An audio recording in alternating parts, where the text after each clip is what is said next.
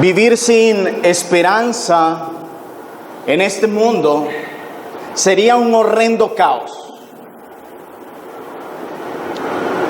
Todas las semanas vemos a personas que están tratando de hallar esperanza en algo. ¿Por qué? Porque la esperanza tiende a ser un motor de ánimo, de alegría, de paz para nosotros poder continuar en nuestro día a día. El problema es que en nuestro mundo las personas están tratando de hallar dicha esperanza en el lugar equivocado, en el objeto equivocado y en las personas equivocadas.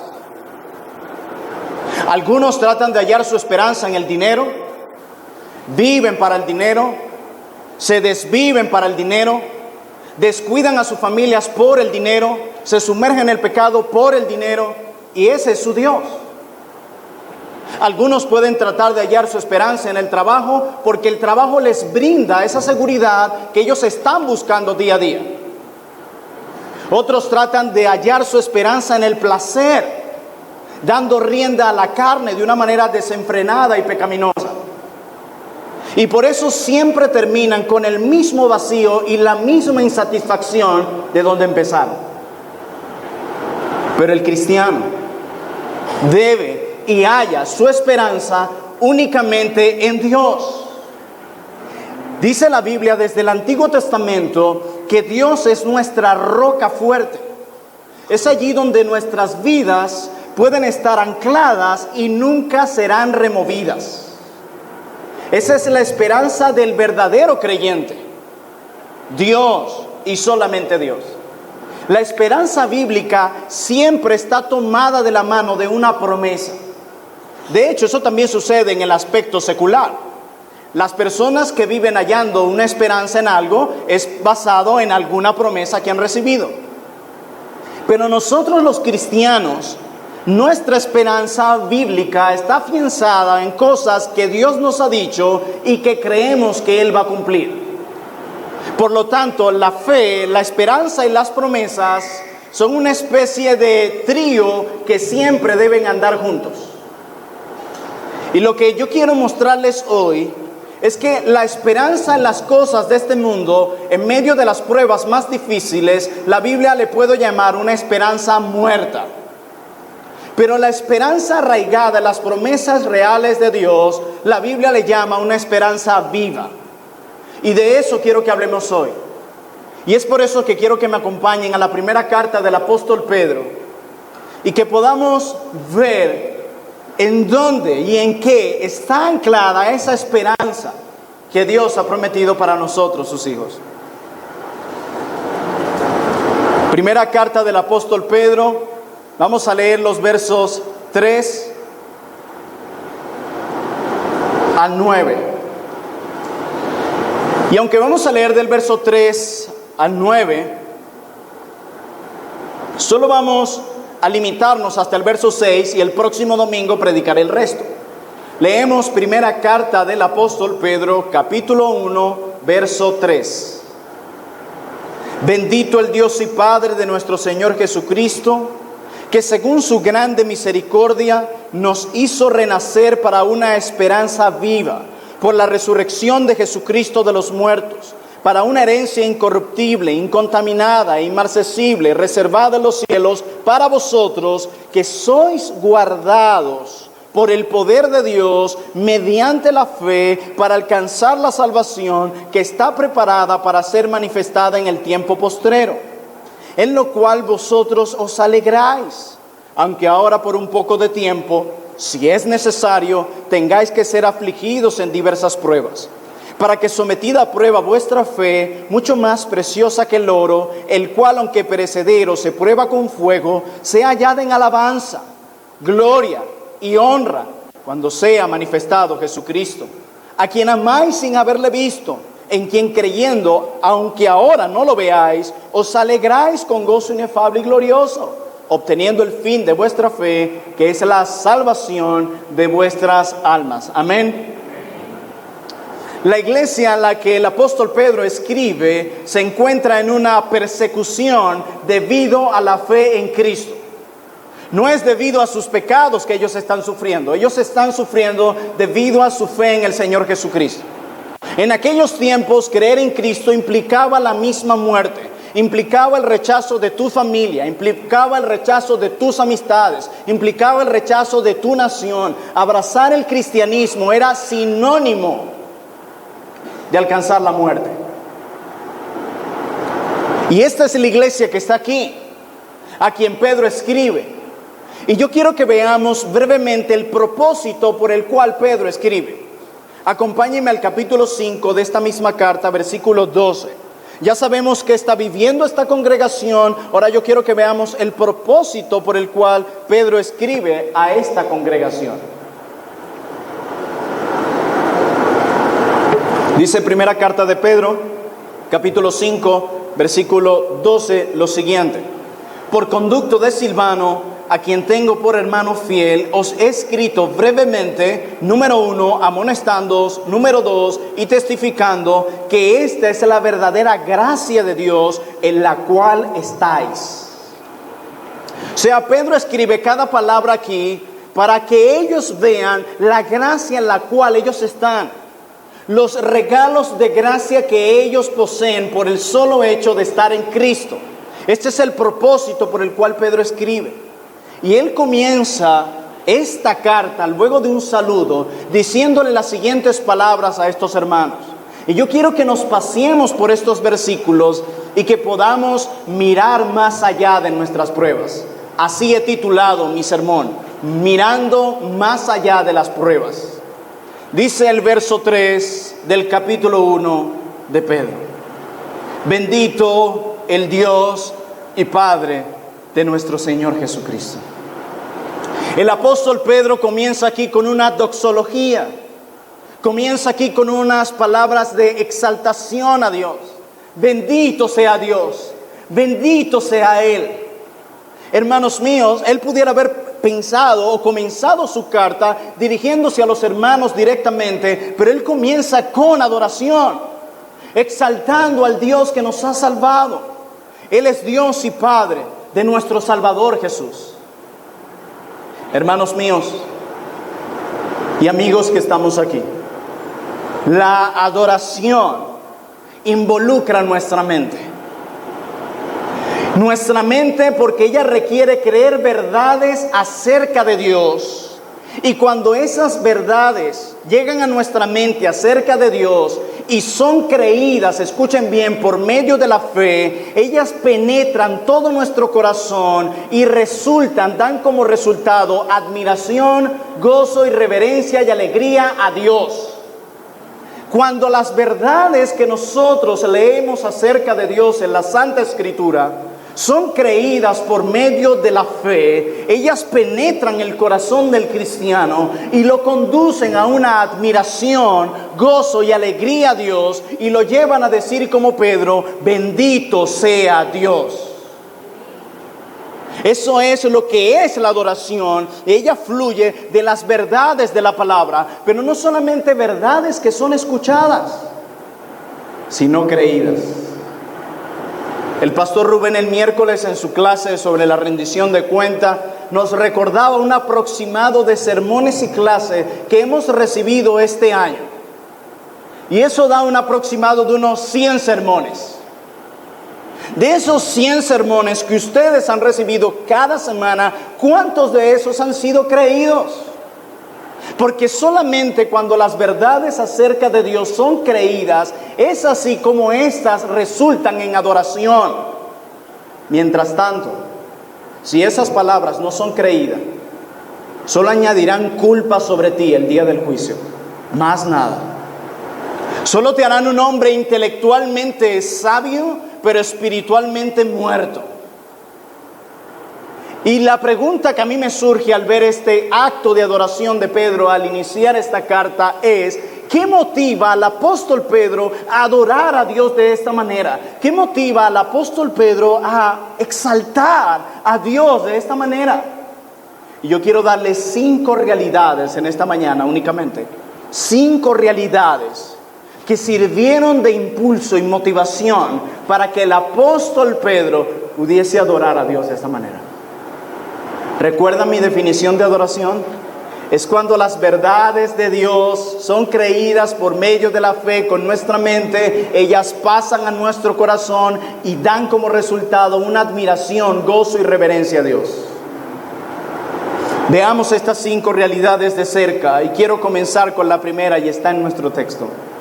Dice: bendito el Dios y Padre de nuestro Señor Jesucristo, que según su grande misericordia.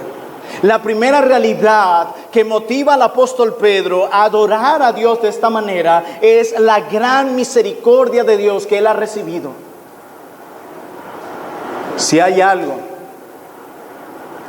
que el pecador ha recibido de Dios, ha sido misericordia. Si hay algo que tú y yo recibimos todos los días de Dios, es misericordia. Si hay algo que recibimos en la salvación de nuestros pecados de parte de Dios, fue misericordia. Gracia es darnos aquello que no merecemos. Pero misericordia es no darnos aquello que sí merecemos. Y tú y yo, debido a nuestros pecados, merecíamos el infierno. Merecíamos la muerte misma.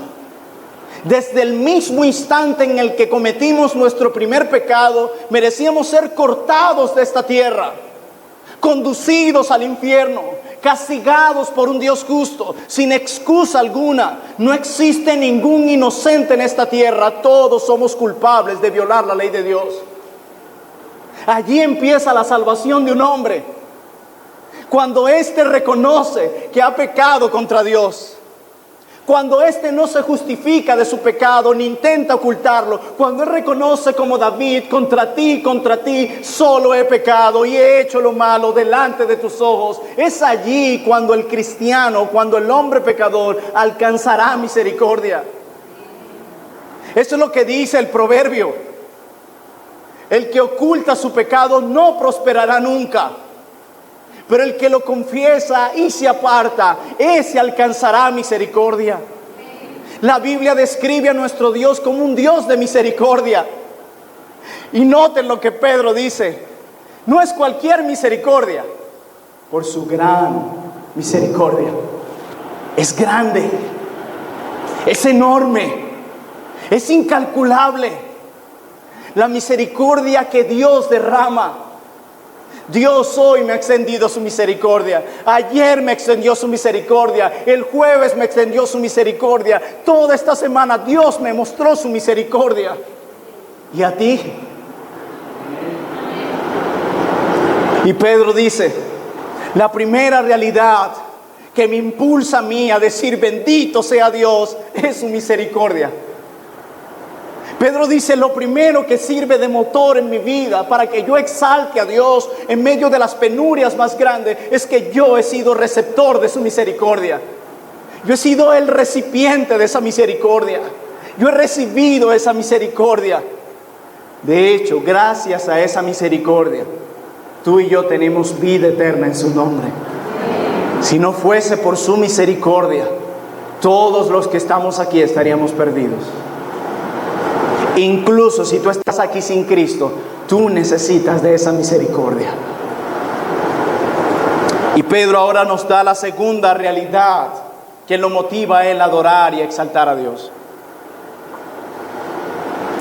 Dice que según su grande misericordia nos hizo renacer para una esperanza viva.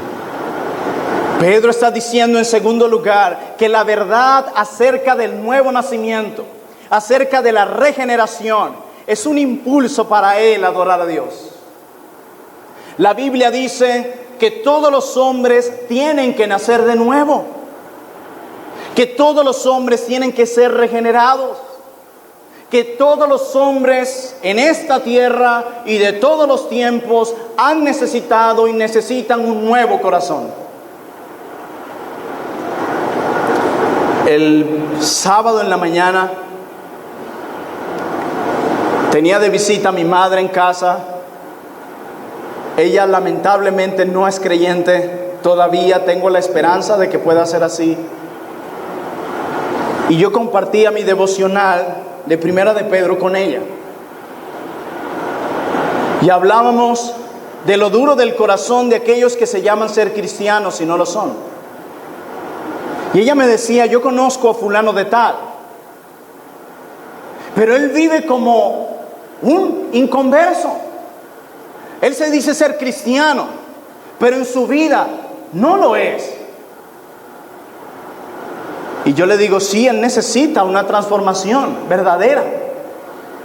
Y mi mamá me decía, él necesita que Dios le quite ese corazón de piedra y le dé un corazón de carne. Y yo le decía, madre, tú también necesitas eso.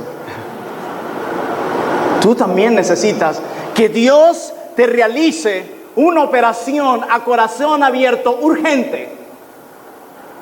No hay cateterismo en la salvación. Se necesita un trasplante nuevo. Un corazón que tenga vida. Un corazón que adora a Dios. Un corazón que obedezca a Cristo. Y eso solo se logra en el nuevo nacimiento. En un momento en el Evangelio, según San Juan capítulo 3, un fariseo, o mejor dicho, un escriba, un conocedor de la ley, se acerca a Cristo y le pregunta acerca de cómo llegar al cielo, cómo alcanzar la salvación. Y Cristo le dice, tú siendo maestro de la ley no sabes esto. ¿Por qué? Porque desde el Antiguo Testamento esa es una verdad real. Y le dice, es necesario que nazcas de nuevo, Nicodemo. ¿Cómo voy a volver al vientre de mi madre y volver a salir? No entendía. El nuevo nacimiento es una verdad real que debe suceder en todos aquellos que se llaman a sí mismos cristianos. Pero ¿por qué tenemos que nacer de nuevo? Por una sencilla razón. Porque estamos muertos espiritualmente. No hay vida en nosotros. Necesitamos volver a nacer para tener vida en Cristo. Y no hablo de vida física, sino espiritual. Ahora mi pregunta es, ¿cómo saben ustedes que nacieron? Ustedes van a decir, bueno, aquí está mi acta de nacimiento, aquí está la jefatura donde se firmó, etcétera, etcétera. No. La respuesta que tú me darías, si yo te pregunto, ¿cómo sabes que naciste? Tú me dirías, es porque estoy vivo. Sencillamente, si estoy vivo, si estoy aquí, es porque nací, ¿cierto? ¿Cómo sé que nací espiritualmente? Porque estoy vivo espiritualmente. Así de sencillo. Porque se me ha dado vida en su nombre. Porque el Dios de vida me ha dado vida espiritual, como lo dice Efesios capítulo 2. Que cuando estábamos muertos, Él nos dio vida. Y cuando Él nos dio vida, Él nos condujo a creer en Cristo. Y luego el que ha nacido de nuevo no solo cree en Cristo. El que ha nacido de nuevo ama a Cristo. Y el que ama a Cristo adora a Cristo. Y el que adora a Cristo obedece a Cristo. Y el que obedece a Cristo espera la venida de Cristo. Ese es alguien que ha nacido de nuevo. Por su gracia. Yo sé que he nacido de nuevo porque Dios ha cambiado mis apetitos espirituales. Yo antes amaba al mundo muchísimo. Y no es algo de lo cual me llena de orgullo hablar. El pecado era mi Dios, para Él vivía y me desvivía. No me importaba cuánto daño yo le podía hacer a otros. No me importaba cuántas lágrimas yo le saqué a mi madre. No me importaba cuánto mi propio pecado alaba a otros a pecar conmigo. No me importaba. Mi conciencia estaba cauterizada, vivía para mí únicamente. Pero el día que volví a nacer, el día en el que Dios por medio de Cristo me dio nueva vida, mis apetitos espirituales cambiaron. Yo no estoy diciendo que no peco. El que les habla es un gran pecador. Pero ¿saben qué ha sucedido en mí? Cuando yo he ofendido aún con mis palabras a la mujer que Dios me dio como mi esposa, ya no puedo esperar ni 24 horas en paz para pedirle perdón y para rogarle que me perdone. Cuando mi mirada se desvía en la calle hacia otras mujeres, ya no puedo pasar ni 8 horas en paz. Tengo que ir a Dios y decirle: perdóname y ayúdame a hacer pacto con mis ojos. Cuando mi corazón se enfría hacia la Escritura, ya no puedo pasar ni 2 días así, porque el Espíritu Santificador de Dios que mora en mí me convence de pecado, porque me ha dado nuevos apetitos y me lleva de nuevo a ir a la Escritura. Pero aquellos que pueden pecar y pasar días y meses como si nada sucediera, no han nacido de nuevo. Están muertos todavía. Son unos cadáveres espirituales. Si mueren hoy, abrirán los ojos en el infierno, donde será el lloro y el crujir de dientes, donde serán torturados por sus propios pecados y por su hipocresía. Digan lo que digan o hagan lo que hagan, eso es lo que la Escritura dice. Mi vida debe mostrar que estoy vivo. ¿Cómo tú sabes que la hermana Liliana está viva? Tú la estás viendo a ella caminar y andar y hablar y reírse. Tú sabes que está viva.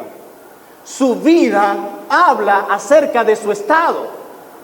Pues nuestra vida debe mostrar si realmente hemos nacido de nuevo y estamos vivos. Si hay alguien que ve el pecado con indiferencia, con ligereza, se justifica, y quieren meter a Dios a todo. Bueno, yo pequé porque Dios, no metas a Dios en tus maldades y en tus cochinadas. Dios no tiene nada que ver en esto. Porque si Dios tiene que ver algo en tus pecados, entonces tú y Él irían al infierno. Y nuestro Dios no es así, Él es perfectamente santo. No tiene nada que ver con tus maldades. Nada, nada, nada. Aquel que a través de su vida, no sus palabras, que a través de su vida muestra su caminar con Cristo a pesar de sus imperfecciones, está vivo. Pero aquel que habla que está vivo, pero con su vida es una vergüenza para el cristianismo, está muerto, aunque diga lo contrario. Así de sencillo. Y Pedro dice que Él me impartió vida. Pedro dice: Dios me hizo nacer de nuevo. Pedro dice: con Él estoy más vivo que nunca. Pedro dice: Él me dio nuevos apetitos espirituales. Y esa verdad acerca del nuevo nacimiento me lleva a decir: bendito sea Dios. Pedro dice que no solamente la misericordia de Dios recibida lo lleva a adorar a Dios, sino que la verdad acerca del nuevo nacimiento lo lleva a adorar a Dios. Pero miren lo que dice allí mismo, que lo hizo renacer para una esperanza viva. Existe la fe muerta y la fe viva. La fe viva es una fe que confía en Dios por sobre todas las cosas, aun en las tormentas más fuertes. La fe viva es la que reconoce sus debilidades y se rinde ante Dios como su todopoderoso, omnipotente y omnisciente. La fe viva es una fe que descansa en las promesas de Dios, aunque todavía no las vea. Y Pedro dice: nos hizo renacer por esa esperanza viva. Y añade otro elemento que lo conduce a su doxología: por la resurrección de Jesucristo de los muertos. Esto es increíble. Pedro ha dicho: su misericordia me conduce a adorarlo, la verdad del nuevo nacimiento me conduce a adorarlo, pero la verdad acerca de que Dios levantó a Cristo de entre los muertos me conduce también a adorarlo. ¿Por qué? Porque el mismo poder que levantó a Cristo de entre los muertos es el mismo poder que te levantó a ti y a mí de entre los muertos. Ese mismo poder que levantó a nuestro Salvador de la tumba es el mismo poder que te trasladó de las tinieblas a la luz. Es el mismo poder que te trasladó de amar al pecado como tu Dios, ahora amar a Dios. Es ese mismo poder que imparte vida a aquellos que están muertos. En un momento, uno de los amigos más cercanos de Cristo muere. Y Cristo dice: yo soy la resurrección y la vida. Y añade esto: el que cree en mí, aunque esté muerto, vivirá. ¡Qué increíble! Y Pedro dice: pensar en ese poder que levantó a Cristo de entre los muertos, que me levantó a mí de entre los muertos y que me mantiene firme hoy. El pensar que ese poder está disponible para mí por el solo hecho de haber creído en Cristo, eso solo me puede llevar a decir una cosa: bendito sea el Dios y Padre de nuestro Señor Jesucristo. Increíble. Pero hay más. Verso 4. Para una herencia incorruptible e incontaminada, inmarcesible, reservada en los cielos para vosotros. La herencia que recibe el cristiano fue un impulso para Pedro, para él adorar a Dios. Hermanos, ¿se acuerdan de la verdad acerca del nuevo nacimiento? Bueno, Dios ha dejado una herencia enorme a sus hijos recién nacidos. Una herencia que está disponible para ti y para mí. Es tuya. Cristo la compró en la cruz. Es un tesoro incalculable. No dejes que las dificultades de este mundo te opaquen de ver el brillo que tu tesoro tiene. Lo más común es que sean los padres los que dejen una herencia a sus hijos, ¿verdad? Tú no ves a los hijos dejando una herencia a sus padres. Siempre son los padres los que dejan un legado a sus hijos. Y nuestro Padre nos ha dejado una herencia a nosotros. Una herencia que es nuestra. Un tesoro en los cielos, incalculable, que no merecemos, pero ahora en Cristo la recibimos. ¿Se dan cuenta de eso, hermanos? Mira, yo estoy seguro que si a ti te llamasen hoy en la tarde y te dicen: Pastor Rubén, buenas tardes, ¿cómo está? Muy bien, ¿con qué tengo el gusto? Soy yo, el abogado Plinio Orozco. Le llamo porque su abuelo le dejó una herencia incalculable a usted. Pero ¿de cuánto? Tiene que estar acá para saber cuánto es. Él, aún cuando todavía no conoce la cantidad que su abuelo le ha dejado, ya el saber que él posee un regalo que es suyo, ya eso le produce al pastor, le cambia de moreno, pasa a blanco al estilo Michael Jackson. De la emoción de saber que hay un regalo para él. Y que él solamente recibe ese regalo por el solo hecho de ser parte de la familia de ese tatarabuelo. Pues esta herencia nosotros la recibimos por el solo hecho de ser parte de la familia de Cristo. La pregunta es: ¿cómo llegamos hasta allá? Llegamos a ser parte de la familia de Cristo aquel día que reconocimos nuestra maldad. Aquel día que reconocimos nuestro pecado sin taparlo ni culpar a nadie. Aquel día cuando llamamos a nuestro pecado por nombre y apellido y reconocimos que fue Dios el que fue ofendido. Y luego confiamos en Cristo como nuestro Redentor, como quien pagó nuestra deuda delante de Dios y nos libró de la misma ira de Dios. Desde ese día se te dijo: bienvenido a la familia de Cristo. Parece que solo 5 están conscientes de eso. Bienvenidos a eso. Es un regalo maravilloso que está reservado únicamente para los hijos de Dios. Los hipócritas no tienen parte aquí. Los falsos cristianos no tienen parte aquí. Los incrédulos no tienen parte aquí. Solamente los hijos de Dios. Y mira las cualidades de esta herencia. Incorruptible, primeramente. No es algo que puedes llegar a distorsionar. No es algo que puedes llegar a dañar. Incorruptible. Deja un montón de monedas guardadas por unos años y verás cómo se ponen. Deja un montón de billetes guardados por muchos años y veas cómo se pone. Deja ropa guardada por muchos años para que veas cómo se pone. Pero esta herencia es incorruptible. Y no solamente eso, incontaminada. Es pura, pura. No hay daño en ella, no hay alteración en ella. Y termina diciendo, e inmarcesible. Está diciendo que no se puede desvanecer, que no puede llegar a desaparecer con el tiempo. Esa es nuestra herencia. Esa es tu herencia.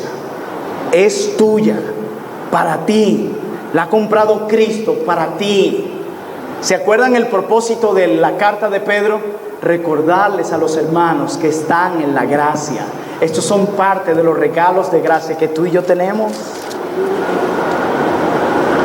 Y dice que esta herencia está reservada en los cielos para vosotros. Está diciéndonos, ahí está y nadie la va a quitar de ahí. Está reservada para ti. Y miren lo que dice en último lugar, la quinta realidad que conduce a Pedro a adorar a Dios. Que sois guardados por el poder de Dios mediante la fe para alcanzar la salvación que está preparada para ser manifestada en el tiempo postrero. Somos guardados hasta el final para disfrutar de esta herencia. El camino de aquí al cielo es un camino difícil. Es un camino lleno de obstáculos, de peligros.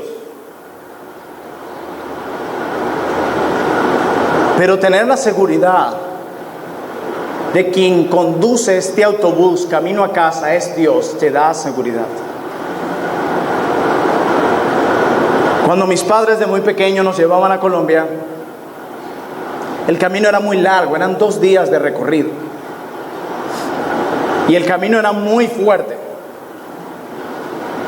Y a veces sentíamos como miedo. Yo recordaba que cuando pasaba ya Colombia, la frontera con Colombia, había una zona, creo que era en Santa Marta, donde es una carretera de curvas. Y lo que ves hacia un lado es el mar y unas piedras grandísimas donde si tú caes te vas a hacer trizas. Y yo siempre que pasaba allí tenía un miedito. Y mi papá me decía, tranquilo, que este muchacho que está conduciendo es un experto por acá. El camino al cielo va a ser un camino que va a traer consigo muchos temores, obstáculos y peligros, tentaciones y caídas. Pero saber que Él está al timón, yo estoy seguro que voy a llegar a casa. Y llegandito allá voy a disfrutar mi herencia, la vida eterna, la compañía con los santos, la comunión con Cristo, el descanso eterno, la gloria de Dios, una felicidad incalculable, donde Dios mismo enjugará toda lágrima y no habrá sufrimiento ni dolor, ni lucha más con el pecado. Allá no existirá la lucha con el pecado, se acabará. Yo quiero llegar a casa. Pero ¿sabe qué es lo que motiva a Pedro de esto? No es tanto el llegar a casa, él va a llegar a casa. A él lo motiva es saber que él va a ser guardado por Dios para que llegue sano y salvo. Dijo Cristo en el Evangelio de Juan, mis ovejas oyen mi voz y me siguen, y yo no voy a perder ni una. Mi Padre que me las dio es más poderoso y nadie las arrebatará de mi mano. Si una de esas supuestas ovejas se desvía del camino es porque nunca fue oveja del Señor, porque las ovejas del Señor permanecen hasta el final. Hasta el final. Y me encanta cómo los hermanos de esta carta tomaban estas verdades. Verso 6. En lo cual vosotros os alegráis. Esto me encanta a mí. Esto me fascina a mí. Esta semana yo experimenté lo que se conoce como una depresión. Y al principio como que no entendía si era eso lo que tenía o no. Pero luego Dios me permitió ver que estaba deprimido. Y en medio de esa depresión, llega un viejo amigo a mi oficina. Me dice, necesito hablar contigo, me siento mal. Yo, Dios mío, somos dos. Nos sentamos. Y yo decía, ¿cómo hago? Y yo ese día esperaba llegar a mi oficina, encerrarme, pensar. Pero Dios tenía otro plan. Porque les tiro un dato.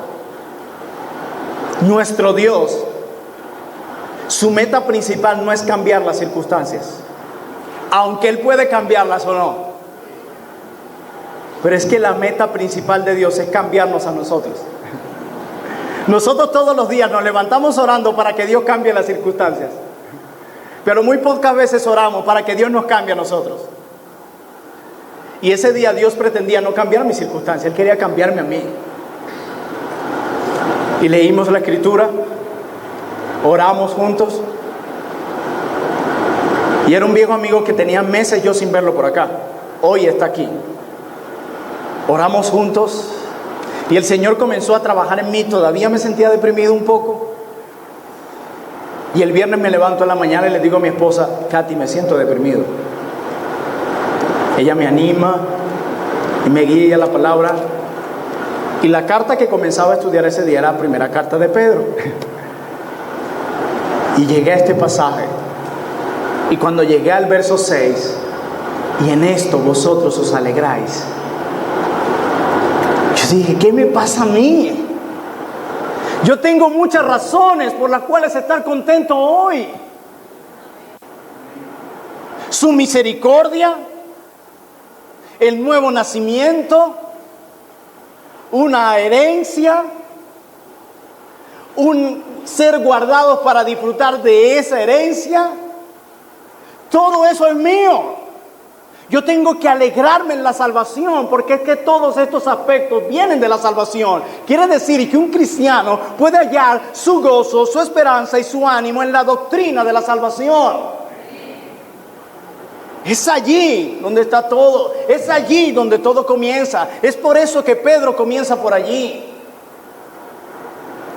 Y ese mismo día, luego de mi entrenamiento de consejería de los viernes, mi pastor se acerca a mí y hablábamos los dos. Decíamos, yo también me siento cargado, me decía él. La rutina todos los días, de la casa al trabajo, el trabajo a la casa, levantarte a la misma hora, hacer las mismas cosas, preparar los mismos sermones, trabajar toda la semana para este sermón, y ya ahorita en 5 minutos estamos en cero otra vez para el próximo domingo. Ver que muchas ovejas no caminan como es debido, ver que otros no tienen ni el mayor interés de crecer, sino que siguen engañados y amando y sirviendo a los mismos ídolos. Ver cómo tus propias llamadas ovejas muchas veces te engañan y te mienten. Y el pastor y yo decíamos, por eso es que tenemos que hacerlo por Cristo, y que al mirar el Evangelio sigamos haciendo esto por amor a ellos. Hermanos míos, si hay algo en lo que tú debes alegrarte, es en la salvación de tu alma. Y si hay algo en lo que tú debes estar muy preocupado, es si tú no eres salvo. Si tú no estás viviendo como cristiano, tienes todas las razones para vivir preocupado. Pero si no, tienes muchas razones para vivir alegre. ¡Alegre! Estos hermanos están siendo perseguidos por su fe. Por su fe. Y esa es la manera en cómo Pedro les alienta, mostrándoles que bendito sea Dios y que tenemos muchas realidades para adorarle. Solo quiero decirles 2 cosas para terminar. ¿Qué es lo que pudiera estar bloqueando o siendo de obstáculo en tu pasión por Cristo? ¿Qué es lo que pudiera estar siendo una piedra en el tropiezo para ti, para que ames a Cristo como debería. ¿Qué es? Y yo sé que tú sabes qué es. Si eres cristiano, si no eres cristiano, sigues engañado. Pero si tú eres cristiano, tú sabes qué es. Por eso mi consejo, córtalo de raíz. Corta de raíz aquello que te está impidiendo tener la pasión por Cristo que deberías tener. Y número 2, si hay algo en lo que puedes alegrarte en medio del dolor y las pruebas de tu día a día, es en la salvación de tu alma. No hay otra cosa. No existe nada más. Pedro quería que sus lectores vieran más allá de las pruebas. Yo quiero que tú mires más allá de tus dificultades. Cuando yo leí este texto el viernes en la mañana, fue como si Dios se levantara mi mejilla y me dijera: mira un poco más hacia allá. Mira más allá de tu rutina. Mira más allá de tus dificultades. No tengas la vista corta. Mira más allá y contempla los regalos que yo te he dado en la salvación. Y que estos sean un impulso para adorarme por siempre y para siempre. Vamos a orar. Oh Dios,